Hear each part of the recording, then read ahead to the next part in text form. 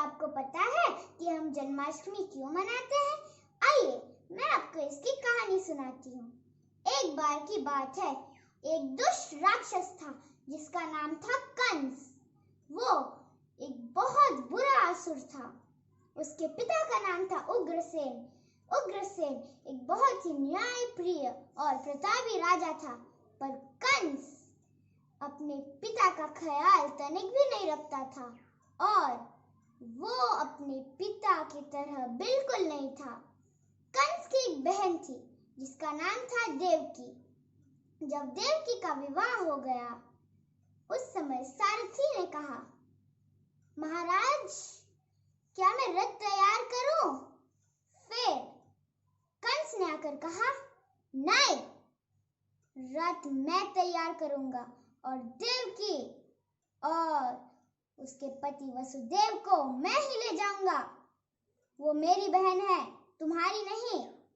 और ये कहकर कंस तैयारियां करने में जुट गया। फिर वो देवकी और वसुदेव को ले गया। रास्ते में उसने एक ऋषि को देखा। उसने कहा, ऋषिवर, मैं तो आप ही को ढूंढ रहा था। मेरी बहन देवकी का विवाह हो गया, आप उसे आशीर्वाद दीजिए।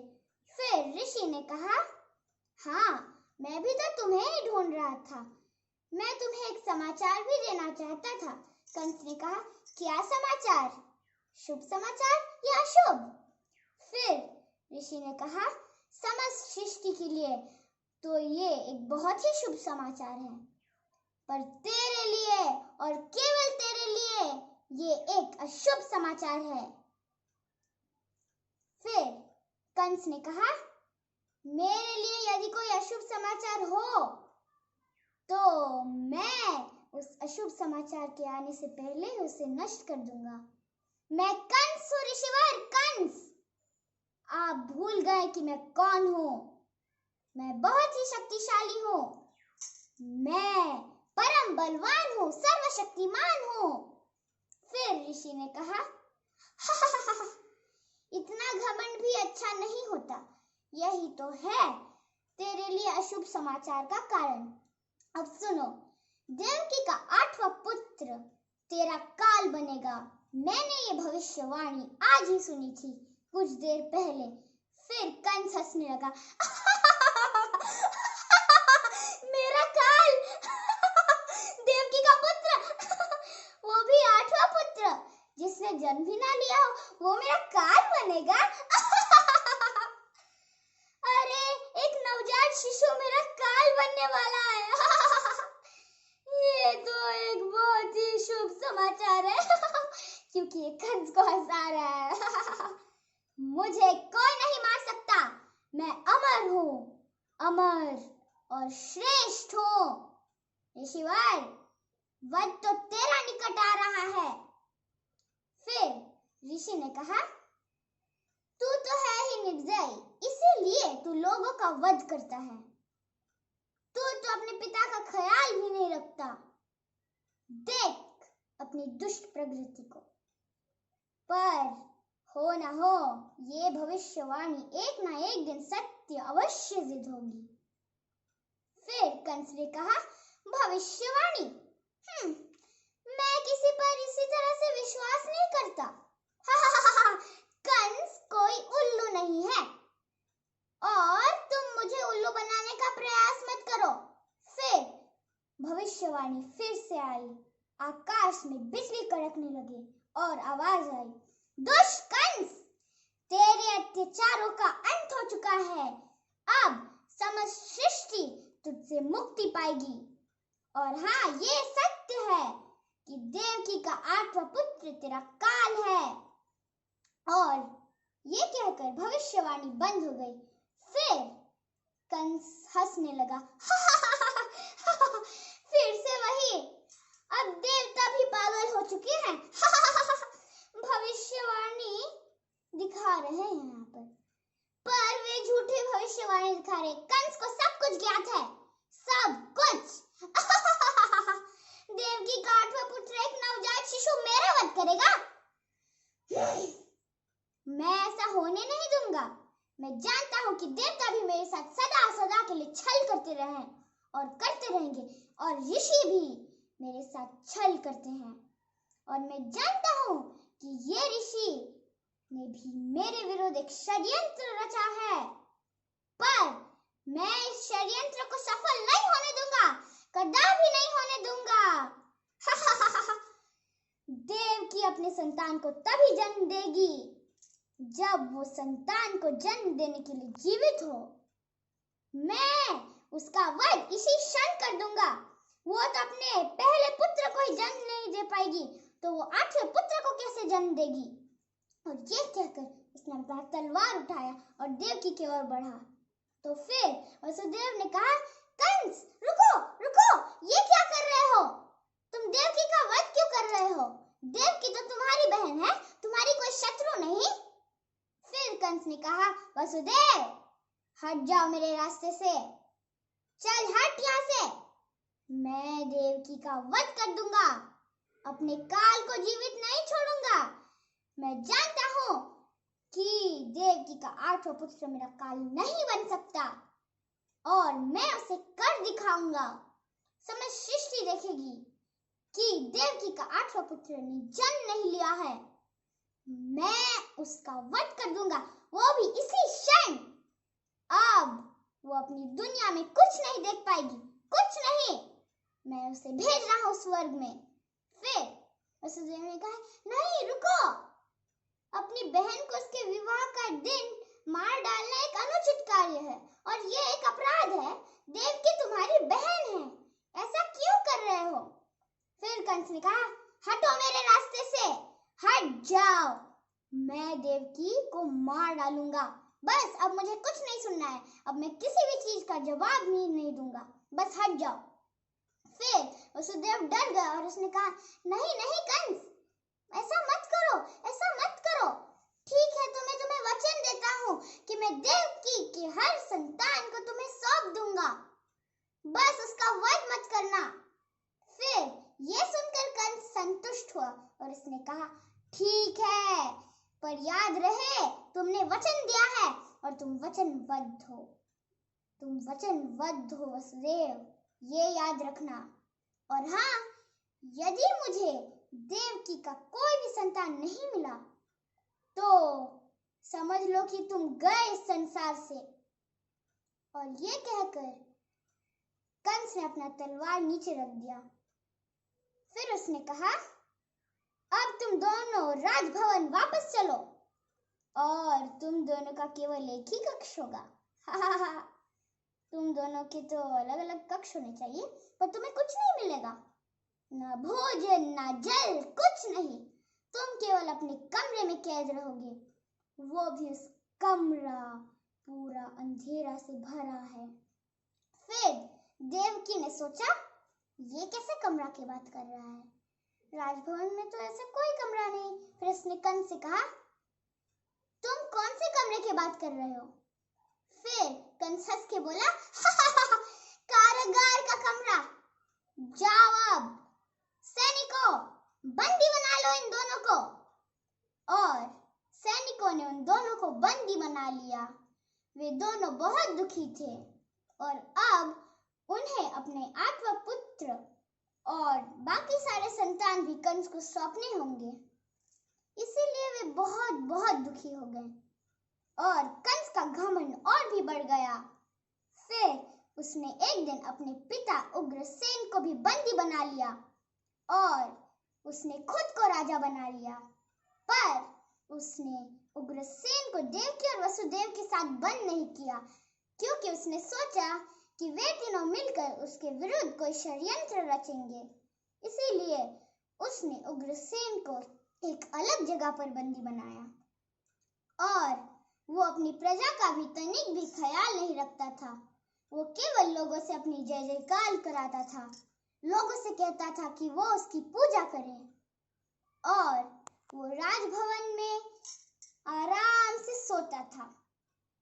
फिर कई महीने बीत गए। देवकी के पहले पुत्र ने जन्म लिया।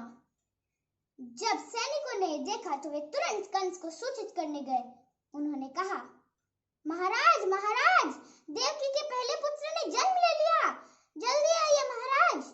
फिर कंस बहुत क्रोधित हुआ और उसने कहा, क्या देवकी के पहले पुत्र ने जन्म ले लिया, अर्थात मेरा काल भी एक न एक दिन अवश्य जन्म लेगा। हा हा हा, वो है मेरा काल। हाँ मैं उसका वध कर दूंगा।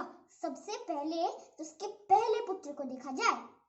और वो यह कहकर कारागार की ओर बढ़ा और देवकी देखकर उसे डर गई। उसने कहा, नहीं, मैं तुम्हें अपना पुत्र नहीं दूंगी, नहीं नहीं दूंगी। फिर कंस ने कहा, दो मुझे। वसुदेव, स्मरण है अपना वचन, तुम वचनबद्ध हो।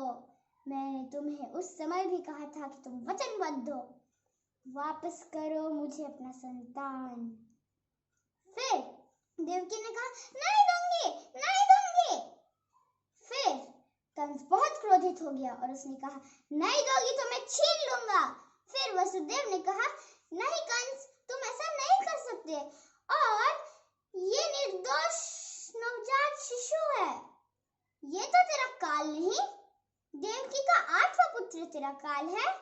फिर कंस ने कहा, नहीं, कोई भी मेरा काल हो सकता है, चाहे पहला हो या 8वां।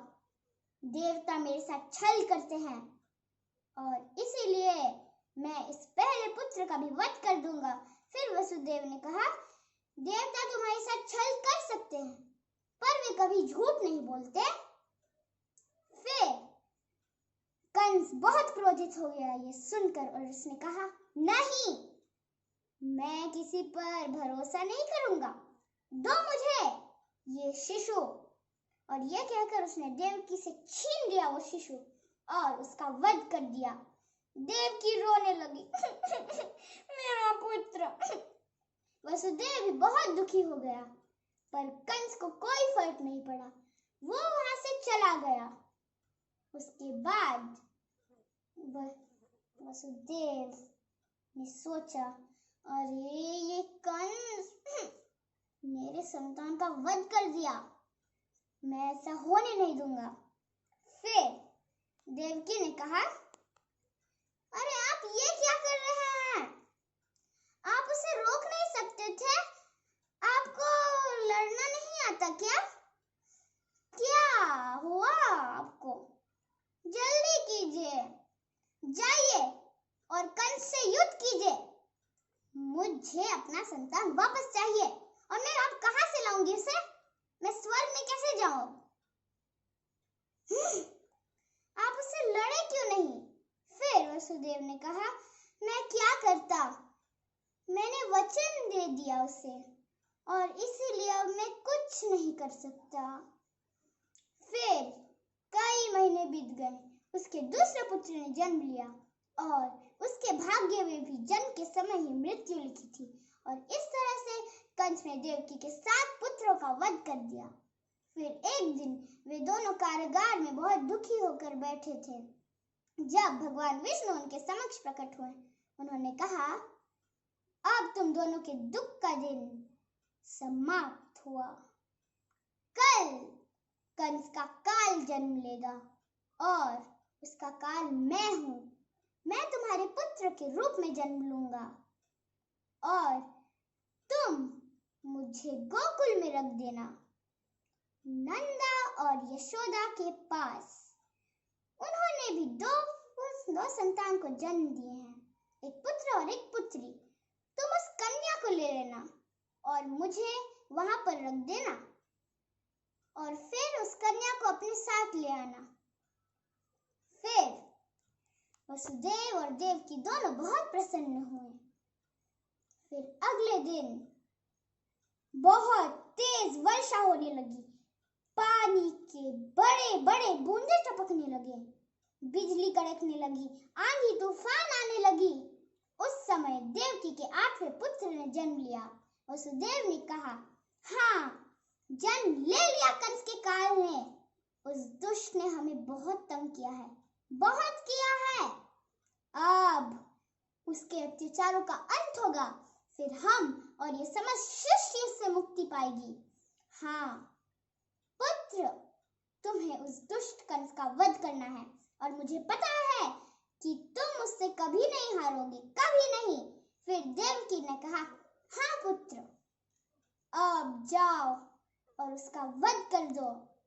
मुझे तुम पे पूरा विश्वास है कि तुम उसका वध कर ही दोगे। और फिर वसुदेव ने कहा, अब मैं इसे गोकुल में ले जाता हूँ, पर मैं इसे उठाऊं कैसे? मेरे हाथ तो लोहे से पूरे बंधे हैं। फिर जैसे ही उसने यह कहा, लोहे अपने आप ही उससे हाथ से गिर गए और उसने एक टोकरी ली और उसने अपने 8वें पुत्र को उस टोकरी में रखकर अपने माथे पर उस टोकरी लेकर चला गया। फिर उसने सोचा, अब ये सैनिक, अब मैं क्या करूं? ये सैनिक अब कंस को सूचित कर देंगे और वो मेरे 8वें पुत्र का भी वध कर देगा। पर जैसे ही वो बाहर निकला, उसने देखा कि सारे सैनिक बेहोश हो चुके थे। फिर वो प्रसन्न हुआ और उस टोकरी को लेकर आगे बढ़ा। रास्ते में उसने एक झरना देखा। फिर उसने सोचा, अब क्या करूं? इस झरने को पार करूंगा। ठीक है, मेरे लिए तो वो सरल हो सकता है, पर मेरे पुत्र के लिए कैसे? वो तो एक नवजात शिशु है, उसे तो मृत्यु भी हो सकती है। अब क्या करूं? फिर भगवान विष्णु के नाग आदि विशेष वहां आए और उन्होंने कृष्ण को उससे ढक दिया। फिर वसुदेव बहुत प्रसन्न हुआ और वो आगे बढ़ा। उसने झरने को पार किया और फिर कुछ देर में वो गोकुल पहुंच गया। वो यशोदा के घर पहुंचा और उसने देखा कि वो सोई हुई थी। उसके पास 2 संतान थे, एक पुत्र और एक पुत्री। तो जैसे भगवान विष्णु ने उसे आदेश दिया था, उसने अपने पुत्र को पुत्री के स्थान पर रख दिया और उसकी पुत्री को अपने साथ ले गया। फिर जैसे ही वो वहां पे पहुंचा, उसके हाथ फिर से लोहे से बंद हो गए और जैसे ही वो कन्या रोने लगी, दोनों द्वारपाल उठ गए और वे तुरंत कंस को सूचित करने गए। उन्होंने कहा, महाराज, आपके काल ने जन्म ले लिया। देवकी के 8वें पुत्र ने जन्म ले लिया। हमने भी सोचा कि वो कोई पुत्र है, हमने उसे देखा नहीं, पर हमें लगता है कि वो कोई कन्या है। कदाचित हमने गलत सुना। आप एक बार देख लीजिए और उसका वध कर दीजिए। फिर कंस बहुत क्रोधित हुआ और उसने कहा, मेरे काल ने जन्म ले लिया? उसने जन्म लेने का साहस कैसे किया? और तुम भी मूर्ख हो। कोई नारी मेरा वध कर सकती है? तुम्हारी बुद्धि गई है काम से। कोई नारी मेरा वध नहीं कर सकती। नारी दुर्बल है, नारी दुर्बलता की रूप है और वो मेरा वध करेगी? सर्वशक्तिमान का वध? नहीं, कभी नहीं। मैं जा रहा हूं उसका वध करने। और वो ये कहकर कारागार की ओर बढ़ा। फिर उसने कहा, मेरे काल ने जन्म ले लिया, दो मुझे अपना पुत्र। फिर कंस जब संतान की ओर मुड़ा तो उसने देखा, क्या ये तो सचमुच एक कन्या है। वे द्वारपाल को जानते भी नहीं, अच्छा से कोई आवाज सुन भी नहीं सकते। वे कह रहे थे कि उन्हें लगा कि वो कन्या है, पर ये सचमुच कन्या है। खैर, जो भी हो, चाहे पुरुष हो या नारी, मैं आज इसका वध कर दूंगा और करके ही रहूंगा। मेरे काल इस तरह से जीवित नहीं रह सकती। और उसने कहा, दो मुझे अपनी पुत्री, ये मेरी काल है। और ये कहकर उसने छीन लिया उस कन्या को। फिर वसुदेव डर गए और उसने कहा, नहीं नहीं कंस, ऐसा मत करो। वैसे एक कन्या कैसे तेरा वध कर सकती है? तुमने खुद ही कहा कि तुम एक वीर योद्धा हो, और ये कन्या जो अभी तक बड़ी भी नहीं हुई, ये तेरा वध कैसे करेगी? फिर कंस ने कहा, स्मरण रहे वसुदेव, मैंने तुम्हें उसी दिन कहा था, देवता मेरे साथ छल करते रहे हैं। उन्होंने पुत्री कहा और ये उन्होंने नहीं कहा था, ये तो मेरे मन ने कहा था कि वे पुत्री कह रहे थे, क्योंकि वे तो झूठ बोलेंगे ही। तुम कह रहे थे कि देवता झूठ नहीं बोलते हैं, ऐसे जैसे कि वे कोई महान व्यक्ति हैं। अब मैं इसका वध कर दूंगा। और जैसे ही उसने उस कन्या को अपने हाथ में लिया और तलवार उठाकर उसका वध करने वाला था, वो कन्या उसके हाथ से फिसल गई और जमीन पर गिर गई। फिर वो कन्या माँ दुर्गा बन गई और माँ दुर्गा ने कहा, दुष्ट कंस, ये मैं हूँ, तेरे काल ने जन्म ले लिया है। और हाँ, तुम देवता को असत्य के मार्ग पर चलने वाले कहते हो। असत्य के मार्ग पर तो तुम चल रहे हो। देवताओं ने सही कहा, वो एक पुरुष है। खैर, नारी भी तेरा वध कर सकती है बड़ी सरलता से, पर तेरे भाग्य में नारी के हाथों मृत्यु नहीं लिखी थी। और हाँ, ये जान लो कि देवकी के 8वें पुत्र ने जन्म ले लिया है और अब वो गोकुल में सुरक्षित है। और ये कहकर माँ दुर्गा वहां से चली गई। फिर कंस बहुत भयभीत हो गया और उसने देवकी और वसुदेव को मुक्त कर दिया, पर उसने उग्रसेन को मुक्त नहीं किया। फिर यशोदा ने कृष्ण को पाला और वे बड़े हो गए। वे बहुत ही नटखट थे और बहुत प्यारे भी। फिर जब वे बड़े हुए, उन्होंने कंस का वध कर दिया। Thank you. अगर आपको हमारा वीडियो पसंद आए तो इसे लाइक, शेयर और सब्सक्राइब कीजिए। Thank you.